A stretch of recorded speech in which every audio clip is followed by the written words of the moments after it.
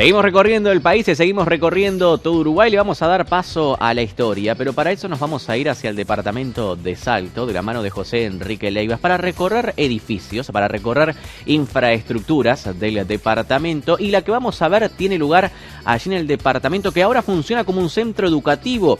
Pero antes, vean ustedes, funcionaba como una logia brasilera. Gracias, compañeros. Estamos comunicados gracias a la tecnología 5G de Antel y de los equipos de última generación Motorola. Salto y sus calles y sus edificios aún tienen una historia por ser contada o por ser descubierta.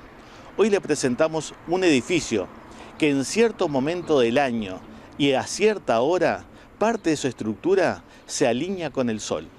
¿Será casualidad o hay algo más? Hoy lo presentamos aquí en todo Uruguay. Correcto, es el edificio que tenemos acá enfrente.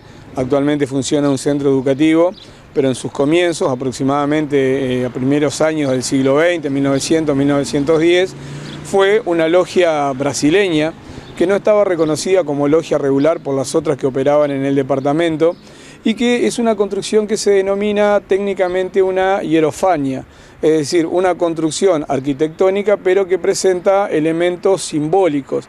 En el caso de este edificio, los elementos simbólicos que tiene a primera vista es el ojo de buey sobre el cual posa un pavo real, a su vez también la rueda dentada. Y esto, como tú lo decías, el 21 de junio, cuando comienza el solsticio de invierno, a las 17:17, en su movimiento aparente, el sol se posa sobre el ojo de buey. El horario 17:17 es porque refleja lo que se denomina un simbolismo reflejo, un simbolismo reloj que nos llama y nos invita a la reflexión. En este caso, la introspección sobre nuestras prácticas. Una introspección sobre nuestras prácticas que, cuando simbólicamente el sol se posa en la apertura que tiene el círculo, que podemos ver allí construido, bueno, invitaría a la reflexión a través de la iluminación. Encima tiene el pavo real.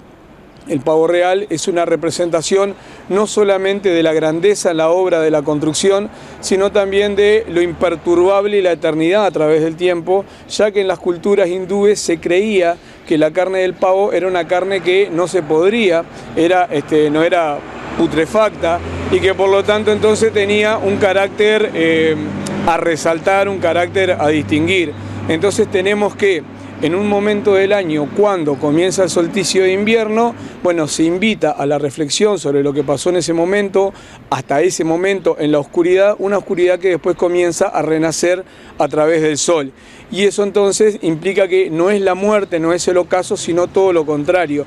Este tipo de edificios y construcciones, cuando se manifiestan de esta manera, el momento en el cual el sol se posa es en el ocaso, porque hay algunas construcciones que están para el crepúsculo con la salida del sol en lo matutino.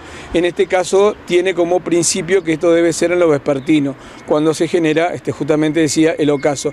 Y hay otros elementos simbólicos, como por ejemplo la rueda dentada, que eso lo que demuestra es el constante avance y progreso en el cual tiene que seguir no solo la humanidad, sino la persona.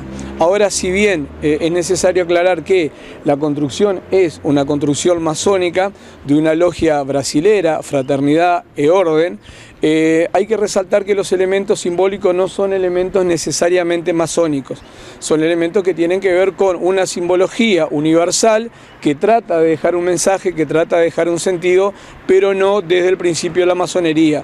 Lo que sí concuerda con la masonería es la utilización de los símbolos como método de enseñanza y reflexión. Vemos también que hay otros elementos, por ejemplo, vemos que hay a su costado leones, hay una figura en su frente. ¿Qué simboliza? Sí, el león simboliza, en este caso hablamos de una logia masónica, pero no está el león como símbolo masón. Entonces lo que simboliza es el cuidador del umbral, la protección. En los cementerios, por ejemplo, se pueden ver muchos leones que tienen que ver con la protección de este umbral respecto a lo que hay en el más allá. La figura central sobre la rueda es una persona que está rodeada de un caduceo, a su vez la serpiente y hojas. Eso representa lo efímero, pero también representa el crecimiento y la coronación, y las serpientes representan la sabiduría. Hay que analizarlo a esto siempre en el marco del contexto, porque si la serpiente estuviera ubicada sola debajo del pavo real, el pavo real lo que estaría indicando allí es la protección y el triunfo sobre el mal y sobre lo negativo. Pero en este caso la serpiente es atribuible una connotación positiva porque lo que representa es la sapiencia. O sea que, si fuéramos a hacer una síntesis, en la sapiencia, en el conocimiento, en la introspección y en la reflexión, es donde vamos a encontrar en momentos de oscuridad la iluminación que nos permita seguir creciendo, que es lo que representa la rueda dentada, y algo que va a ser permanente, que es lo que representa en este caso el pavo real. Este descubrimiento de que parte de la estructura se alinea con el sol, ¿cuándo ustedes la descubrieron? Este descubrimiento lo obtuvimos hace unos 7 u 8 años atrás, estudiando e investigando unos documentos en el museo donde hablaban justamente de esta logia brasileña. Es uno de los pocos documentos que hay que hablaban de la logia, y manifestaban la existencia de la logia y qué cosas la logia transmitió a la sociedad.